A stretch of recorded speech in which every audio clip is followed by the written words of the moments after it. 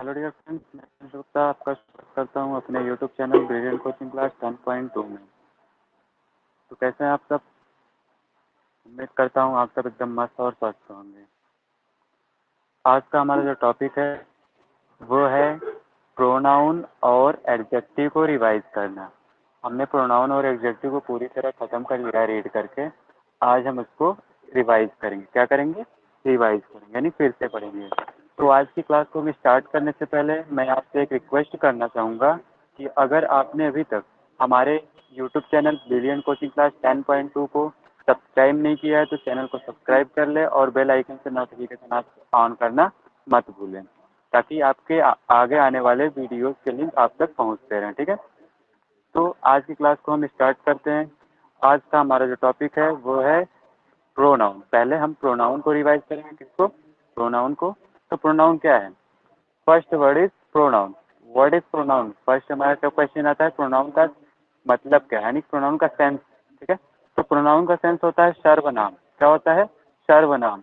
एक तरह से हम इसको बोल सकते हैं उपनाम। क्या बोल सकते हैं? उपनाम। ठीक है, प्रोनाउन मतलब सर्वनाम, सबका नाम। ठीक है, अब प्रोनाउन की डेफिनेशन देखते हैं। Pronoun is a word that is used in the place of noun. अब प्रोनाउन का डेफिनेशन क्या आ रहा है कि जो वर्ड नाउन के प्लेस पे यूज किया जाता है। किसके प्लेस पे यूज किया जाता है? नाउन के प्लेस पे। तो उसे हम क्या बोलते हैं? प्रोनाउन बोलते हैं। इसको एक तरह से और बोल सकते हैं, form of noun is called pronoun. Noun का दूसरा रूप क्या है? प्रोनाउन। नाउन का दूसरा रूप प्रोनाउन कहलाता है। ठीक है, तो ये था प्रोनाउन की डेफिनेशन। ठीक है, अब प्रोनाउन के काइंड्स देखते हैं। प्रोनाउन कितने प्रकार से पाए जाते हैं? ठीक है, तो there is 10 kinds of pronoun. पूरे इंग्लिश ग्रामर में केवल 10 काइंड्स हैं। प्रोनाउन के कितने काइंड्स हैं? 10 काइंड्स में डिवाइड किया गया है। और काइंड्स हो सकते तो जो इम्पोर्टेंट काइंड्स हैं वो हमने इस चैप्टर में पढ़ा है। ठीक है, आगे रीड करते हैं एक एक करके वन बाय वन। तो पहला प्रोनाउन है पर्सनल प्रोनाउन। क्या है? Personal pronoun. तो व्हाट इज पर्सनल प्रोनाउन? इसका सेंस क्या हो गया? व्यक्तिवाचक सर्वनाम। क्या हो गया? व्यक्तिवाचक सर्वनाम। अब इसके नेम से हम इसकी डेफिनेशन बना सकते हैं कि जो प्रोनाउन व्यक्ति विशेष को बतलाए उसे हम क्या कह लेंगे? Personal pronoun. ठीक है, लेकिन इसमें एक वर्ड ऐसा आ जाता है जो व्यक्ति के साथ साथ वस्तु का भी बोध कराने लगता है। ठीक है, तो उसकी वजह से हम इसकी डेफिनेशन थोड़ी एक्सटेंड करते हैं कि जो प्रोनाउन पर्सन और थिंग दोनों को डिनोट करे वो पर्सनल प्रोनाउन कहलाएगा। क्या कहलाएगा? Personal pronoun. ठीक, तो the pronoun that denotes person and things is called personal pronoun. जो प्रोनाउन पर्सन और थिंग दोनों को डिनोट करता है वो पर्सनल प्रोनाउन कहलाता है। ठीक है, दीज आर ओनली 7 और ये केवल 7 होते हैं। कितने? 7। कौन कौन? He, she, it, they, I, we, you, etcetera. ये केवल 7 पर्सनल प्रोनाउंस हैं। एक्सेट्रा इसलिए लगाया गया है क्योंकि आगे भी कोई आगे की संभावना हो सकती है ताकि अपवाद न निकल सके। ठीक है, अगला फिर देखते हैं पर्सन ऑफ पर्सनल प्रोनाउन। अब जैसे नाउन में हमने पढ़ा था पर्सन, नंबर, जेंडर, केस। ठीक है, तो ये सारी चीजें इसमें भी पढ़ेंगे प्रोनाउन पार्ट में, क्योंकि नाउन का ही दूसरा रूप प्रोनाउन है, इसलिए हम प्रोनाउन पार्ट में भी ये सारी चीजें पढ़ेंगे। ठीक है, तो पहला चीज आता है पर्सन ऑफ पर्सनल प्रोनाउन। तो there are 3 person in English grammar. अब हमने आपसे नाउन पार्ट पढ़ाते हुए एक क्वेश्चन पूछा था कि पर्सन ऑफ एक क्वेश्चन आया था कि पर्सन किसे कहते हैं। तो मैंने आपसे बताया था कि पर्सन जो होता है वो हम बाद में पढ़ेंगे। कहाँ पे? प्रोनाउन पार्ट में आपको पढ़ाया जाएगा क्लियरली वन बाय वन। ठीक है, तो यहाँ पे पर्सन का मतलब क्या हो गया? व्यक्ति विशेष। क्या है? पर्सन स्पीकर है, लिसनर है या फिर मैटर है। तो there are 3 types of person in English grammar. कौन कौन? First person, second person and third person. ये 3 टाइप क्या है? पर्सन है। ठीक है, तो पहला पर्सन देखते हैं, first person. The person that denotes speaker is called first person. जो पर्सन स्पीकर को डिनोट करता है। किसको? स्पीकर, यानी बोलने वाला। कोई भी बोलने वाला अपने आप को क्या बोलेगा? I or we. तो आई मैं बोलेगा या फिर हम बोलेगा। तो ये जो हो गया ये फर्स्ट पर्सन में आ गया। स्पीकर के लिए यूज किए जाने वाले वर्ड्स को फर्स्ट पर्सन बोलते हैं। फर्स्ट पर्सन में कौन कौन आता है? I N B. I N B. तो टोटल 7 में से 2 निकल गए, कितने बचे? 5। अब 5 2 में जाने हैं, सेकंड आता है सेकंड पर्सन। तो the person that denotes listener, जो पर्सन लिसनर को डिनोट करता है उसे हम सेकंड पर्सन बोलते हैं। क्या कहते हैं? सेकंड पर्सन, यानी सुनने वाला।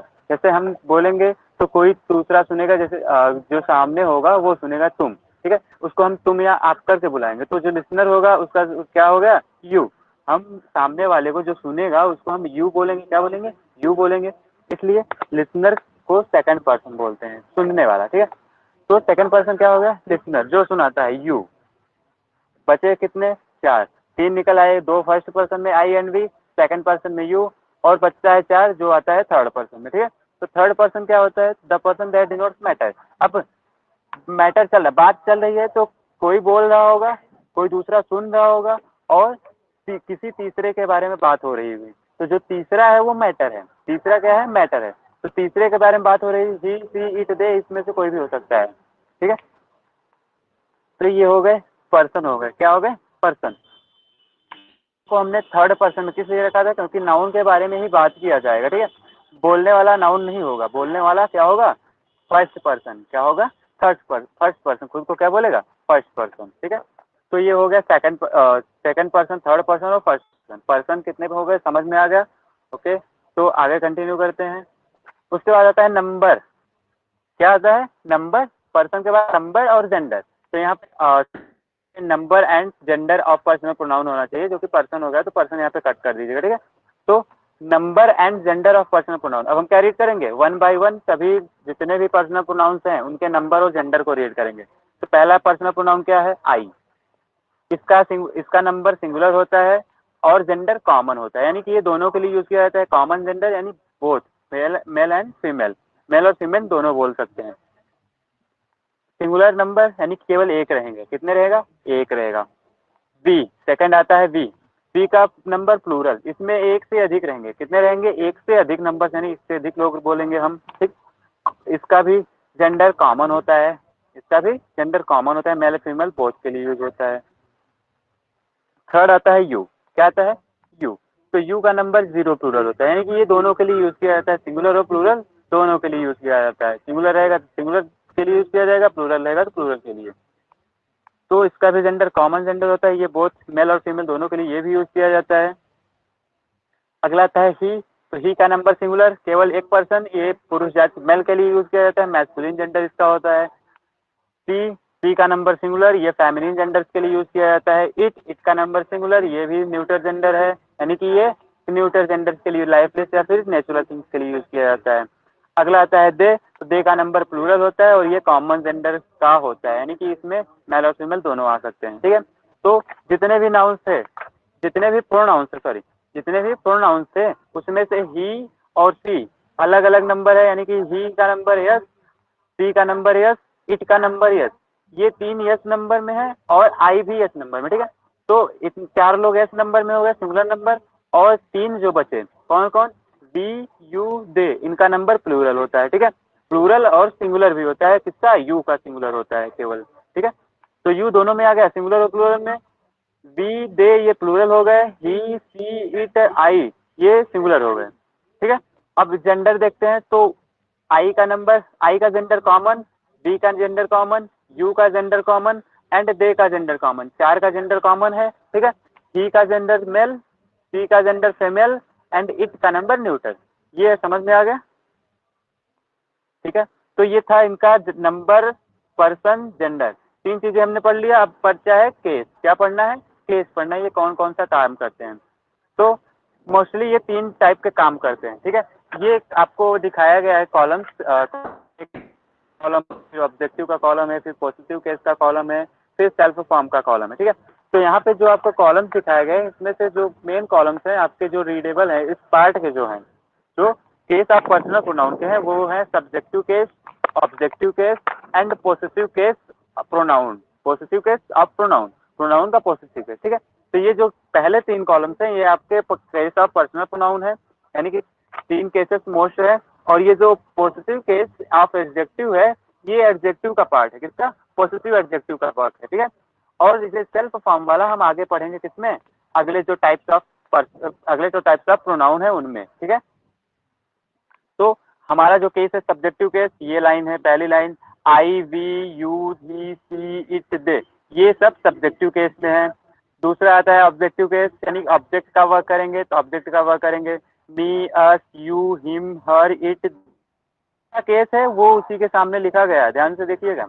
और ये पोसेसिव केस ऑफ प्रोनाउन वाला लाइन, ये इसमें आई का पोसेसिव केस माइन, वी का पोसेसिव केस अर्स, यू का पोसेसिव केस योर्स, ही का पोसेसिव केस हिज, सी का पोसेसिव केस हर्स, इट का पोसेसिव केस इट्स, दे का पोसेसिव केस दियर्स। ठीक है, तो ये पोसेसिव केस हो गया। और ये जो एडजेक्टिव वाला आपको मैंने बताया अभी कि ये पोसेसिव एडजेक्टिव है, क्या है? पोसेसिव एडजेक्टिव, यानी कि जो पोसेशन दर्शाएगा, किसी के साथ पोसेशन बताएगा और पोसेसिव एडजेक्टिव कहलाएगा। इसको हम पढ़ेंगे बट आगे। ठीक है, तो ये सेल्फ फॉर्म पढ़ लीजिएगा, ये टोटल 35 है इनके फॉर्म। ठीक है, समझ लीजिएगा। अगला टाइप आता है डिमोन्स्ट्रेटिव प्रोनाउन। क्या आता है? Demonstrative pronoun. तो डिमोन्स्ट्रेटिव प्रोनाउन क्या है? द प्रोनाउन दैट डिमोन्स्ट्रेट, हमने पहले बताया तो डिमोन्स्ट्रेटिव का पहले सेंस निकालिए कि जो प्रोनाउन डिमोन्स्ट्रेट यानी कि इशारा करने का काम करता है। क्या करने का? इशारा करने का काम करता है, उसे हम क्या बोलेंगे? Demonstrative pronoun. क्या करेंगे? Demonstrative pronoun. इंडिकेट करेगा, पॉइंट करेगा, किसी नंबर, किसी पर्सन या थिंग को पॉइंट करेगा। ठीक है, किसी पर्सन या थिंग को पॉइंट करेगा, पकड़िएगा वो ये थिंग, किसी पर्सन या थिंग को पॉइंट करेगा, इंडिकेट करेगा। ठीक है, और एक चीज हमने रिफ्लेक्सिव प्रोनाउन में आगे पढ़ेंगे तो बताएंगे। ठीक है, पहले इसको समझिए। डिमोन्स्ट्रेटिव प्रोनाउन क्या करेगा? डिमोन्स्ट्रेट करेगा, इंडिकेट करेगा, पॉइंट करेगा। ठीक है, इशारा करेगा। तो डिमोन्स्ट्रेटिव प्रोनाउन का डेफिनेशन समझ में आया। The pronoun that demonstrate something और someone is called demonstrative pronoun. जो प्रोनाउन किसी व्यक्ति विशेष या किसी व्यक्ति को या फिर किसी वस्तु को डिमोन्स्ट्रेट करता है, इशारा करता है, उसे हम डिमोन्स्ट्रेटिव प्रोनाउन बोलते हैं। ठीक है, जैसे दिस, दैट, दीज, दोज, ये 4 वर्ड्स हैं जो डिमोन्स्ट्रेट करने का वर्क करते हैं। किसका वर्क करते हैं? डिमोन्स्ट्रेट करने का, यानी कि इशारा करने का काम करते हैं। अब देखिए इनका ये किसका इशारा कैसे करते हैं, ये चीज देखिए। डिमोन्स्ट्रेटिव में पहला वर्ड आता है दिस, जिसका सेंस होता है यह। क्या होता है? यह। तो यह मतलब आप सेंस से पकड़ सकते हैं कि इसका नंबर सिंगुलर है, केवल एक होगा जो सामने होगा, और ये की वस्तु को इशारा करने के लिए यूज किया जाएगा। जो जो आपके पास में वस्तु रखी है, जैसे सपोज दैट आपके सामने, अगर आप अभी पढ़ रहे होंगे तो आपके सामने एक मोबाइल में पढ़ रहे हैं, तो मोबाइल होगी, तो मोबाइल जो है इसको हम दिस बोलेंगे क्योंकि हमारे पास में है और केवल एक है, इसलिए दिस का यूज करेंगे इसको पॉइंट करने के लिए। This is my mobile. ठीक है, इसको हम ऐसे बोल सकते हैं, दिस इज माई मोबाइल। ठीक है, पास में है और एक ही है, इसलिए हम इसे बोल सकते हैं। ठीक है, अब एग्जाम्पल देख लीजिए। दिस इज योर पेन, आप पढ़ रहे होंगे तो आपके पास पेन होगा, तो दिस इज, आपके पास में एक पेन होगा हैंड में, तो आप क्या बोलेंगे? किसी को कोई मांगेगा आपसे पेन तो बोलेंगे दिस इज माई पेन, यह मेरी पेन है, मैं आपको नहीं दे सकता। ठीक है, तो आपने अपने पेन को पहले पॉइंट किया, किससे? दिस से किया। कितना है पेन? एक ही है, और नजदीक की वस्तु का इशारा करना है, इसलिए दिस का यूज किया। दूसरी चीज आपके पास आई है दैट। क्या है? दैट। दैट का सेंस होता है वह। अब सेंस से पकड़ सकते हैं कि आप वह कोई चीज होगी जो दूर होगी, तो इसका नंबर भी सिंगुलर होता है, इसका नंबर भी सिंगुलर होता है, और दूर की वस्तु को इशारा करने के लिए यूज किया जाता है। किसके लिए? दूर की वस्तु को पॉइंट करने के लिए यूज किया जाता है। ठीक है, तो जैसे एग्जाम्पल देख लीजिए, दैट इज माई बुक। आप कोई बुक रखी होगी आपके सामने, घर में कोई अलमारी होगी तो वहाँ पे कोई बुक रखी होगी, आप टेबल पे बैठे होंगे, तो कोई आया आपके रूम में और बोला आपकी बुक को टच करने लगा, कोई एक ही बुक है तो कोई टच करने लगा, तो आप बोले कि दैट इज माई बुक। क्या बोलेंगे? That is my book, don't touch my book. ठीक है, तो आप किसका यूज करेंगे? दैट का, क्योंकि वह दूर है और केवल एक ही है, इसलिए दैट का यूज करेंगे। अब अगला आता है हमारा वर्ड, क्या है? दैट के बाद दिस, दीज आता है। क्या आता है? दीज। दीज मतलब ये। क्या? ये सब, यह सब। तो इसका नंबर क्या हो गया? प्लूरल, और नजदीक की वस्तु को इशारा करने के लिए, नजदीक में जो इस वस्तु रखी है उसको पॉइंट करने के लिए यूज किया जाता है। ठीक है, तो देखिए example, this is, this, these are her bucket. ठीक है, हैंडपंप है, हैंडपंप के पास पानी भरने आए हैं, कोई औरतें पानी भरने आई हैं, तो आप बकेट खूब लेके आए, बाल्टीज वगैरह लेके आए हैं, तो कोई किसी की बाल्टी को टच करेगा तो आप बोलेंगे, कोई भी बोलेगा दीज आर हर बकेट, यह उसकी बाल्टी है, डोंट टच देम, उनको टच मत करो। ठीक है, दीज आर हर बकेट। ठीक है, पास में है इसलिए दीज का यूज, और बहुत सारे हैं इसलिए दीज का यूज। दोज, अब दोज मतलब वो सब, वह सब। ठीक है, इस नंबर इज प्लूरल, इसका नंबर प्लूरल होता है, और नजदीक दूर की वस्तु को इशारा करने के लिए किया जाता है। दोज आर माइन, कोई चीज रखिए बहुत दूर है आपसे और आप बोलना चाहते हैं कि वो मेरी है, तो आप क्या बोलेंगे? दोज आर माइन, वो सब चीजें मेरी हैं। ठीक है, अब इसको शॉर्ट में समझते हैं। This, that. दिस और दैट जो है वो दिस और दैट का नंबर सिंगुलर होता है, दीज और दैट, दोज का नंबर प्लूरल होता है। This, that singular number, those, these का नंबर प्लूरल। ठीक है, अब इसको समझते हैं कौन नजदीक के लिए कौन दूर के लिए। तो दिस और दीज नजदीक के लिए, दैट और दोज दूर के लिए। ठीक है, आगे कंटिन्यू करते हैं। तीसरा आता है रिफ्लेक्सिव प्रोनाउन। क्या आता है? रिफ्लेक्ट करने का काम करेगा। रिफ्लेक्सिव मतलब रिफ्लेक्ट करना। The pronoun that points to the subject is called reflexive pronoun. अब हमने आपसे एक चीज बताई थी कि जो डिमोन्स्ट्रेटिव प्रोनाउन है वो डिमोन्स्ट्रेट करने का यानी कि पॉइंट करने का काम करेगा, और ये जो रिफ्लेक्सिव प्रोनाउन है ये भी पॉइंट कर रहा है। अब समझने की कोशिश कीजिए, ये जो रिफ्लेक्सिव प्रोनाउन है ये भी पॉइंट कर रहा है, बट ये सब्जेक्ट को पॉइंट कर रहा है। किसको? सब्जेक्ट को पॉइंट कर रहा है। बट जो कौन था डिमोन्स्ट्रेटिव प्रोनाउन, वो किसी पर्सन या फिर थिंग को पॉइंट कर रहा था। किसको? पर्सन या फिर थिंग को पॉइंट कर रहा था। यहाँ पे ये डिफरेंट है। The pronoun that points to the subject reflexive pronoun, और जो the pronoun that points to the someone और समथिंग वो डिमोन्स्ट्रेटिव प्रोनाउन। ठीक है, these are self form of the personal pronoun. और एक चीज ये और क्या बोल रहा है कि ये सेल्फ फॉर्म है पर्सनल प्रोनाउन का। किसका? पर्सनल प्रोनाउन का सेल्फ फॉर्म है। तो सेल्फ फॉर्म वाला कॉलम हमने कहाँ पे पढ़ा था? केस ऑफ पर्सनल प्रोनाउन में। वो हमने इसलिए बनाया था ताकि आगे पढ़ सके, ताकि आगे समझ सके। तो कौन कौन से वर्ड थे हमारे वहां पे? My self, your self, our self, them self, him self, her self, और एक वर्ड था दिस इट सेल्फ। ठीक है, तो ये 7 वर्ड से जो रिफ्लेक्सिव प्रोनाउन का वर्क करेंगे, यानी कि self form of the personal pronoun. ठीक है, एग्जांपल देख लीजिए। He does his work himself. He does his work himself, वह अपना काम खुद से करता है। क्या इसका सेंस क्या हुआ? अपना काम खुद से करता है। ये जो हिमसेल्फ वर्ड है वो वह को डिनोट करता है कि वह अपना खुद से काम करता है। ठीक है, तो ये हिमसेल्फ वर्ड किसको डिनोट करता है? ही को डिनोट कर रहा है। ठीक है, इसलिए ये हो गया रिफ्लेक्सिव प्रोनाउन। अब आगे एक चीज आती है इम्फैटिक प्रोनाउन। क्या आता है? अगली प्रोनाउन क्या है? Emphatic pronoun. The pronoun that effects on the subject is called emphatic pronoun. अब देखो, जो रिफ्लेक्सिव प्रोनाउन था वो सब्जेक्ट को डिनोट करता था, पॉइंट कर रहा था, और यहाँ पे एम्फैटिक प्रोनाउन वो इफेक्ट डालेगा, सीधा प्रभाव डालेगा सब्जेक्ट पे। ठीक है, तो और दूसरी चीज ये क्या बोल रहा है कि these are also self form of personal pronoun. अरे ये भी बोल रहा है कि ये भी पर्सनल प्रोनाउन का सेल्फ फॉर्म है। तो हम कैसे डिफाइन करेंगे कि ये रिफ्लेक्सिव प्रोनाउन है कि एम्फैटिक प्रोनाउन, कैसे समझेंगे? अभी इसको पहले देखो, वो जो एग्जांपल गिवन है he himself does his work, ये तो सेम सेंटेंस है, बस हिमसेल्फ को लास्ट से फर्स्ट में ला दिया गया है। अब इसको हम कैसे डिफाइन करेंगे? तो उसके लिए एक आइडिया है और एक नोट है आपके लिए, मैंने प्रिपेयर किया। These pronouns never work as subject. ये जो प्रोनाउंस है वो सब्जेक्ट का वर्क कभी नहीं करते हैं। ठीक है, सब्जेक्ट पे प्रभाव डालेंगे, सब्जेक्ट को पॉइंट करेंगे, बट सब्जेक्ट का कार्य नहीं करेंगे।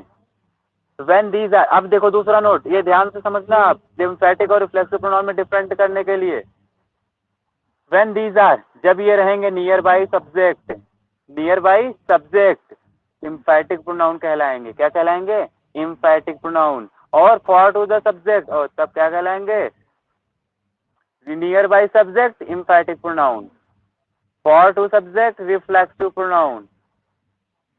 सब्जेक्ट के पास में यूज किए रहेंगे जैसे तो एम्फैटिक प्रोनाउन, और सब्जेक्ट से दूर यूज किए जाएंगे तो रिफ्लेक्सिव प्रोनाउन है। कैसे यूज किए जाएंगे देख लो आप। पहले एम्फैटिक प्रोनाउन को देखते हैं। तो एम्फैटिक प्रोनाउन के जस्ट बाद क्या आया है? Self form of the personal pronoun. तो ये क्या होगा? एम्फैटिक प्रोनाउन। और इस सेंटेंस में जो हिमसेल्फ वर्ड है self form of the personal pronoun, ये लास्ट में आया है, सेंटेंस के बाद में आया है सब्जेक्ट के। ठीक है, तो ये क्या हो गया? सब्जेक्ट से दूर है इसलिए रिफ्लेक्सिव प्रोनाउन। तो समझ में आया? आगे कंटिन्यू करते हैं। रेसिप्रोकल प्रोनाउन क्या है? Reciprocal pronoun. The pronoun that reciprocates is called reciprocal pronoun. जो प्रोनाउन रेसिप्रोकेट करने का वर्क करता है। किसका? रेसिप्रोकेट, यानी कि परस्पर एक दूसरे को ही बताएगा, परस्पर एक दूसरे को ही बताएगा, एक नाउन को दूसरे नाउन से डिनोट कराएगा। ठीक है, तो वो कौन कौन से हैं? Each other and one another. क्या क्या है? Each other and one another, ये दो वर्ड्स हैं जो एक दूसरे को डिनोट कराते हैं। One another and each other, ये क्या कहलाएंगे? Reciprocal pronoun. क्या कहलाएंगे? Reciprocal pronoun. पहला वर्ड हमारा क्या है? Each other. क्या है? Each other. ठीक है, अब इसका यूज देखते हैं कि इसका यूज कैसे किया जाता है। It is used for two person और थिंग्स। ये केवल दो पर्सन या फिर थिंग्स के बीच में रेसिप्रोकेट करने के लिए यूज किया जाता है, केवल दो पर्सन को बताने के लिए यूज किया जाता है। जैसे Ram and Shyam help each other, Ram और श्याम एक दूसरे की हेल्प करते हैं, राम और श्याम एक दूसरे की हेल्प करते हैं। क्या है? Ram and Shyam help each other, Ram और श्याम एक दूसरे की मदद करते हैं। यहाँ पे दो लोग हैं इसलिए ईच अदर का यूज किया गया है, रेसिप्रोकेट कर रहे हैं राम और श्याम एक दूसरे को। ठीक है, दूसरा सेंटेंस है, दूसरा है हमारा वन अनदर। क्या है? दूसरा रेसिप्रोकल प्रोनाउन है one another. It is used for more than two person or things, यह दो से अधिक पर्सन या फिर थिंग्स को डिनोट करने के लिए यूज किया जाता है। समझ में आया? ईच अदर केवल दो पर्सन के लिए, वन अनदर दो से अधिक पर्सन के लिए यूज किया जाता है। एग्जाम्पल देख लीजिए आप, Sita Gita and Rita hate one another, Sita Gita और रीता एक दूसरे से हेट करती है, नफरत करती है। ठीक है, तो यहाँ पे सीता गीता और रीता ये तीन लोग हैं, यानी कि दो से अधिक हैं, इसलिए यहाँ पे कौन सा वर्ड यूज किया गया है? One another. ठीक है, तो समझ में आया ईच अदर वन अनदर का यूज किस लिए किया जाता है? रेसिप्रोकेट करने के लिए। ईच अदर दो को रेसिप्रोकेट करने के लिए, वन अनदर दो से अधिक को रेसिप्रोकेट करने के लिए। समझ में आया? ओके, आगे कंटिन्यू करते हैं। अगला प्रोनाउन है हमारा रिलेटिव प्रोनाउन। क्या है? Relative pronoun. इसको समझते हैं, रिलेटिव मतलब रिलेशन बताना, क्या? संबंध बताने वाला प्रोनाउन, संबंध सूचक प्रोनाउन। ठीक है, तो the pronoun that introduce relative clause. अब जो प्रोनाउन रिलेटिव क्लास को इंट्रोड्यूस कराता है उसे हम रिलेटिव प्रोनाउन बोलेंगे। क्या बोलेंगे? रिलेटिव प्रोनाउन, रिलेटिव क्लास को, because it is relates to the word that इस रिलेटिव क्लास मॉडिफाई। और ये क्यों रिलेटिव प्रोनाउन कहलाएगा? इसका रीजन ये है क्योंकि यह उस वर्ड को रिलेट करता है, किसको? उस वर्ड को रिलेट करता है जिसको इसका रिलेटिव क्लास मॉडिफाई करता है, इसको इसका रिलेटिव क्लास मॉडिफाई करता है। पहले इसके वर्ड्स देख लेते हैं, कौन कौन से वर्ड्स हैं। हु, विच, हुज, हुज और दैट है, व्हेन है, वेयर है, जितने भी इंट्रोगेटिव वर्ड्स हैं सब इसमें है, और दैट को लेके। ठीक है, तो रिलेटिव प्रोनाउंस कितने हैं? टोटल 10 हैं। अब देखो एग्जांपल देख लो, इनका सेंस जो होगा वो जब में जाएगा। जैसे हु का जो हो जाएगा, हु का सेंस होता है कौन, लेकिन जब रिलेटिव प्रोनाउन बनेगा तो इसका सेंस हो जाएगा जॉन, यानी कि जो। होम जिसको, हुज जिसका, विच जॉन सा जो भी। ठीक है, दैट जो, व्हेन जब, वेयर वेयर जहाँ। ठीक है, ये इसका सेंस हो जाएगा, नहीं जकारवाचक हो जाएगा, ज में सेंस चला जाएगा। तो the pronoun who called me is my brother. अब देखो यहाँ पे पहले हमें रिलेटिव क्लास पकड़ना पड़ेगा। तो रिलेटिव क्लास यहाँ पे क्या है? Is my brother, is my brother यहाँ पे क्या है? Relative class. और ये जो हु वर्ड है ये किससे रिलेटेड रिलेशन बता रहा है? द पर्सन से, उस पर्सन से। ये रिलेटिव क्लास किसको मॉडिफाई कर रहा है? उस पर्सन को, द पर्सन को। किसको? द पर्सन को मॉडिफाई कर रहा है, इसलिए ये क्या हो गया? हु वर्ड रिलेटिव प्रोनाउन हो गया। क्या हो गया? Relative pronoun. समझ में आया आपको? ओके, तो आगे कंटिन्यू करते हैं। अगला आता है डिस्ट्रीब्यूटिव प्रोनाउन। क्या आता है? Distributive pronoun. The pronoun that distribute something और someone is called distributive pronoun. अब पहले डिस्ट्रीब्यूटिव का सेंस समझते हैं। डिस्ट्रीब्यूटिव मतलब होता है बांटने वाला। क्या होता है? बांटने वाला। क्या होता है? बांटने वाला, शेयर करने वाला। ठीक है, तो जो बांटने का वर्क करेगा उसे डिस्ट्रीब्यूटिव प्रोनाउन कहेंगे। सिंपल सा डेफिनेशन, किसको बांटेगा? नाउन या प्रोनाउन या भी किसी वस्तु या थिंग को, किसी वस्तु या व्यक्ति को बांटेगा, वो क्या कहलाएगा? Distributive pronoun. ये कौन कौन से वर्ड्स है? Each, every, either, neither, one, ये कुछ वर्ड्स हैं जो डिस्ट्रीब्यूशन का वर्क करते हैं। ठीक है, ऑल डिस्ट्रीब्यूटर्स है सिंगुलर नंबर। जितने भी डिस्ट्रीब्यूटर्स हैं, जितने भी बांटने वाले हैं, सबका नंबर सिंगुलर होता है। क्या होता है? सिंगुलर। तो बांटेंगे तो कितने को बांटेंगे? एक एक करके बांटेंगे, यानी कि प्रत्येक को बताएंगे। ठीक है, अगला आता है एक्सक्लामेटरी प्रोनाउन। क्या आता है? Exclamatory pronoun. तो इसको समझते हैं। एक्सक्लामेटरी मतलब आश्चर्य का भाव देने वाला, आश्चर्य सूचक प्रोनाउन, विस्मय सूचक प्रोनाउन। ठीक है, तो दो pronoun that gives expression of exclaim, जो प्रोनाउन एक्सक्लेमेशन का एक्सप्रेशन देता है, किसका? एक्सक्लामेशन का एक्सप्रेशन देता है, वो एक्सक्लामेटरी प्रोनाउन कहलाता है। एक्सक्लामेशन मतलब सरप्राइज, वंडरफुलनेस, यानी कि the beyond the things beyond their proper limit. कोई भी थिंग जो अपनी प्रॉपर लिमिट से अलग होती है, प्रॉपर लिमिट के पार होती है, वो एक्सक्लामेशन में आते हैं। ठीक है, तो exclamative pronoun beyond the things beyond the proper limit को डिनोट करेंगे। यानी कि एक्सक्लेमेशन का भाव देंगी। ठीक है, सीधा सा डेफिनेशन समझिए, that gives expression of explain. कौन कौन से वर्ड्स हैं इसमें? केवल दो वर्ड्स आते हैं, हाउ एंड व्हाट। क्या आता है? How and what. ये दो वर्ड्स हैं जो एक्सक्लेमेटरी प्रोनाउन का वर्क करते हैं। कौन कौन से एग्जांपल देख लेते हैं कैसे हैं। How fine the day is, कितना सुंदर दिन है। यहाँ पे डे को बताया जा रहा है, डे से एक्सप्लेन किया जा रहा है कितना सुंदर दिन है, एक्सक्लेमेशन बता रहा है। ठीक है, तो ये हो गया एक्सक्लेमेटरी प्रोनाउन। अगला आता है हमारा इंट्रोगेटिव प्रोनाउन।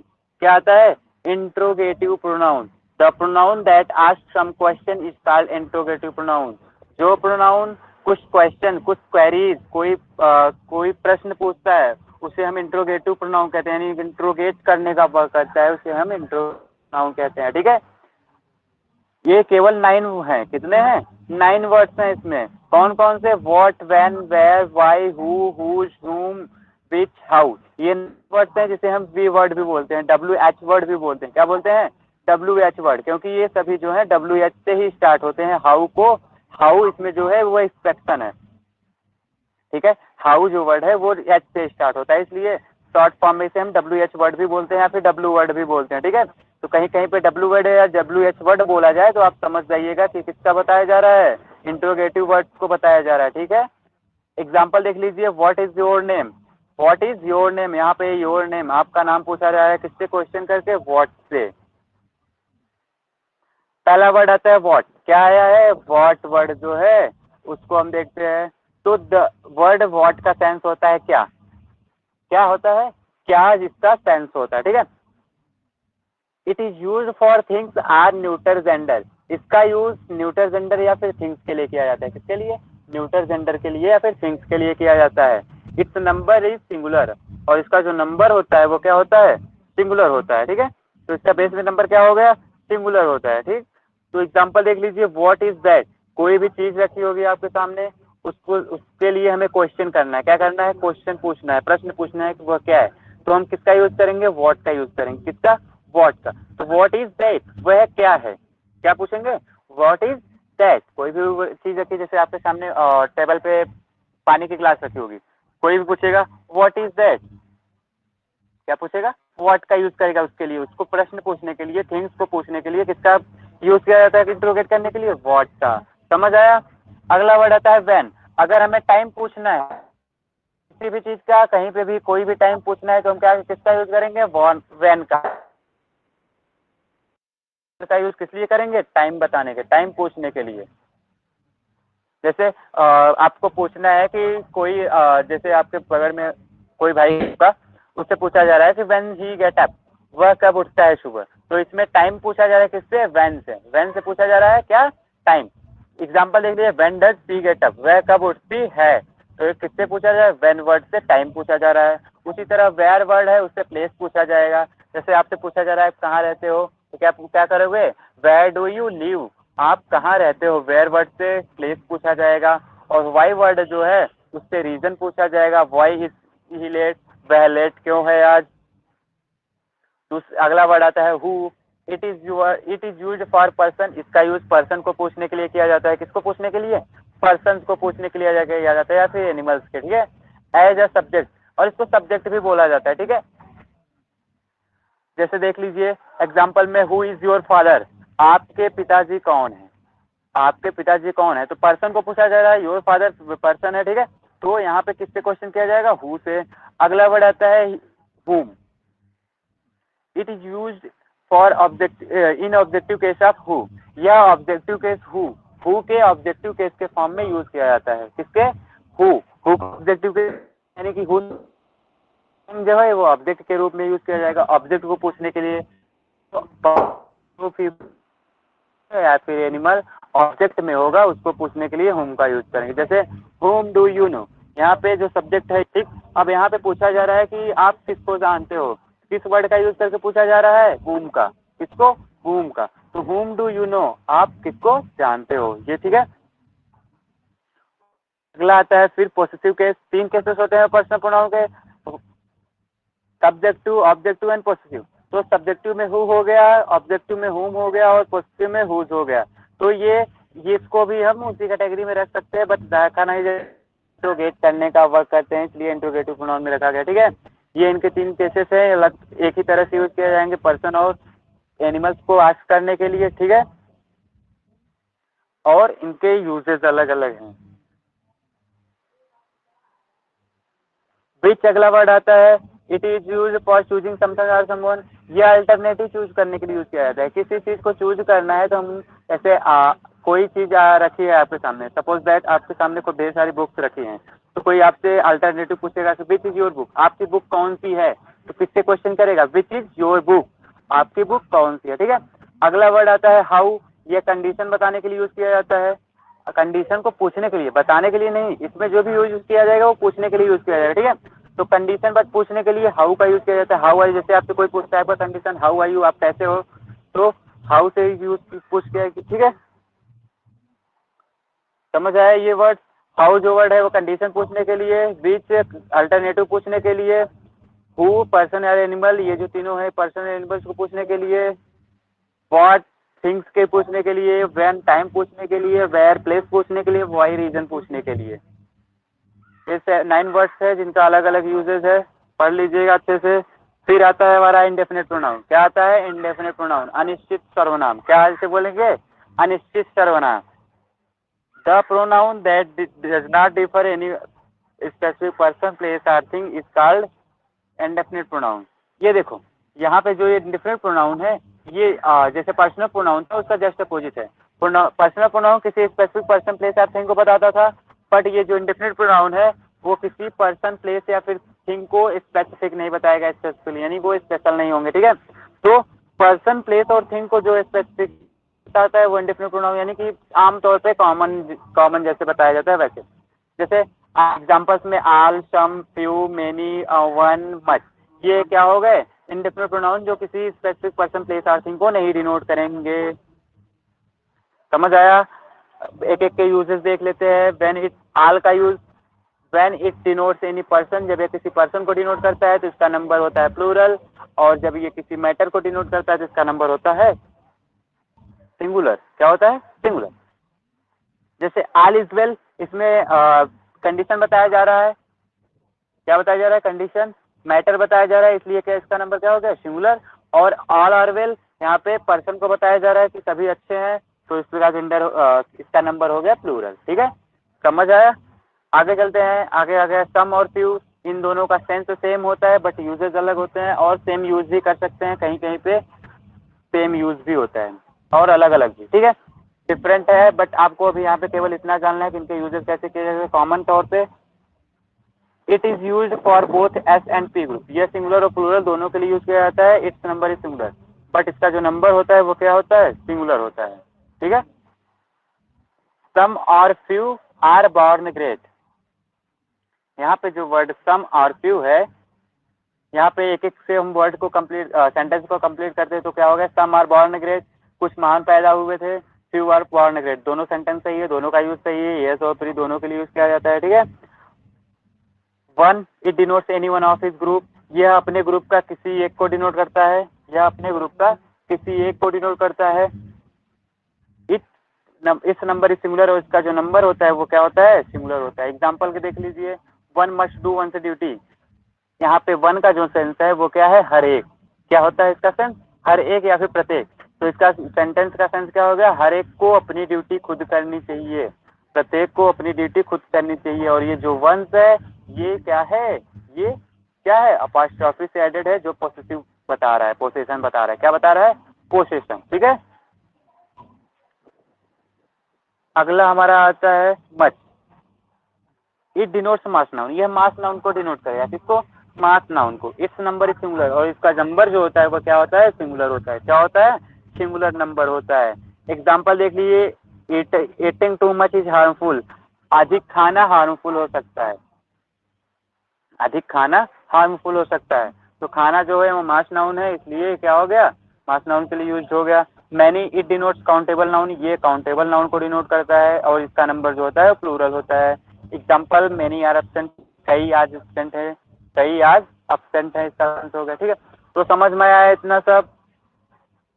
पहला था पर्सनल प्रोनाउन, फिर दूसरा डिमोन्स्ट्रेटिव प्रोनाउन, फिर रिफ्लेक्सिव प्रोनाउन, एम्फैटिक प्रोनाउन, और क्या था आपके पास? एक्सक्लेमेटरी प्रोनाउन, डिस्ट्रीब्यूटिव प्रोनाउन और interrogative pronoun, indefinite pronoun. 1 minute. और 2 प्रोनाउंस कौन कौन से थे?